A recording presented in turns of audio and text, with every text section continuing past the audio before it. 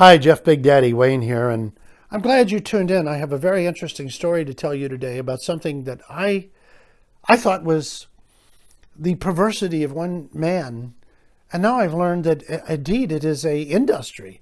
I was shocked to recently discover this when I Googled baboon butt art. It was on the internet. Now you're saying, Jeff, where's this coming from? I will tell you the tale. I had a friend write a wonderful script. There was a part in there that was good for me. He was like any Hollywood human being. If you could get the money, you got the part. I immediately set my goal on nabbing somebody that had money. I don't hobnob with people that have money because I have no money. I hobnob with people that have no money. But I found a way to meet a couple people that were interested in Hollywood making movies. This guy seemed like a normal human being, a very nice guy, educated. We were chatting a few times. We met for lunch. He was interested in the script. I thought, oh boy, we got something going. So he invited me to his home in Beverly Hills. Oh, this is it. We're going in for the kill. Now, he asked me to meet him at a place for coffee in Beverly Hills called the Ragoon Racket Club. I don't think it exists anymore. This is sort of interesting because I lost the address, and at the time I called information, it was unlisted. Luckily, I was somewhere within the vicinity. He seen me. We called in. We had some coffee. He said, leave your car where it's parked. I want you to drive to my house and let's talk about this. Well, then I thought, what's going on here? Yeah, it's a little weird. But whatever. This is a weird business with weird people. You may not believe this. There's some people that actually think I'm weird. Anyway, we go to his home in Beverly Hills. Gorgeous, huge mansion. He unlocks the door. Beautiful door. Opens it up. Flicks on a light. Walks in like we all do. I follow him. And my eye immediately sees this thing. It looks like it's bent over with mail in its butt crack. Looks like, my God, what is that? And he nonchalantly throws his keys on this little table, takes the mail out of the butt crack. I'm following him, and he's like looking at the mail and talking. And I look back, and I notice it's a butt with colors, all kinds of beautiful reds and blues, purplish.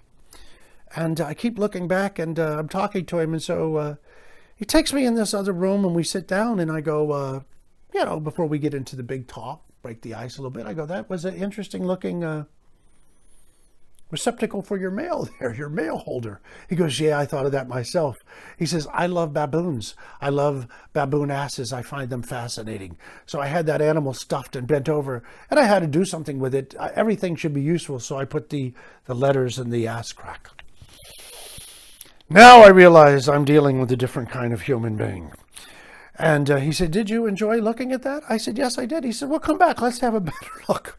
So there I am in Beverly Hills in this mansion looking at a baboon's ass that's bent over. And all I could think of is a poor creature who was living a happy life, who never knew that his ass was going to be the receptacle of mail, which a lot of mail should be put into some ass somewhere, I guess. So then he says, I would like to show you something else. Now he takes me through his home, his gorgeous rooms, but tapestries, furniture. He turns on the light in this room, and there's like canvases with baboon asses, photographs of baboon asses. And he walks along talking about them, the colors, the size. Fat baboon asses have bigger, much more color in them, of course, blah, blah, blah. Then he says, look at this wall. And it was the progression of the colors of a baboon's ass. And apparently the baboon's ass has a fusion of different colors if it's sexually excited. Sex has something to do with illuminating the colors of the ass. Ooh, all I could think of is, this is a bit much for me.